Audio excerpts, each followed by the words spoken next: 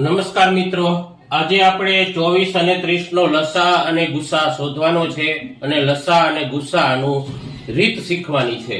તો સૌપ્રથમ 24 અને 30 નો લસા એટલે લઘુત્તમ સામાન્ય અવયવી, ગુસા એટલે ગુરુત્તમ સામાન્ય અવયવ, એનું પૂરું નામ છે, એ આપણને ખ્યાલ હોવો જોઈએ।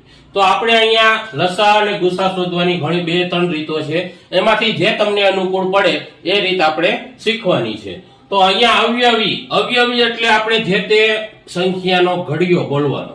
અહીંયા 24 અને 30 એમ આપેલું છે, તો એનો સામાન્ય અવયવી લસા સામાન્ય અવયવી આમાં ક્યાં છે?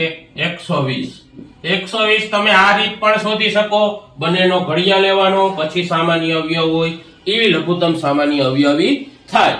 અને ત્યાર પછી બીજી રીત છે 24 2 12 ભાગ કરી લો, 2 6 2 3 3 1 અને હવે 30 ના આપણે અવયવ પાડીએ 2 15 5 3 5 5 અને 1। તો અહીંયા 24 ના અવયવ થયા, 30 ના અવયવ થયા। તો હવે આપણે અહીંયા 24 2 2 2 અને 3 અને 30 ના 2 3 અને 5, ચાલો જે આમાં જોડી કઈ કઈ થાય છે? આટલી જોડી થાય છે। હવે આપણે લસા શોધવામાં શું કરવાનું? જે જોડી થાય ને એની એક જ સંખ્યા લખવાની, જે જોડી થાય તેની એક જ સંખ્યા। તો અહીંયા 2 1 પછી 3 1 પછી વધ્યા કેટલા? 2 2 અને 5, તો 2 તેરી 6 6 2 12 12 દુ 24 અને 24 પંજા 120।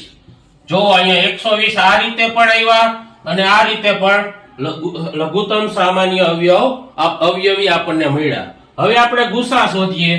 તો ગુસા એટલે સામાન્ય અવયવ પેલા મેળવો જી, તો 2 અને 3 છે, 2 તેરી 6।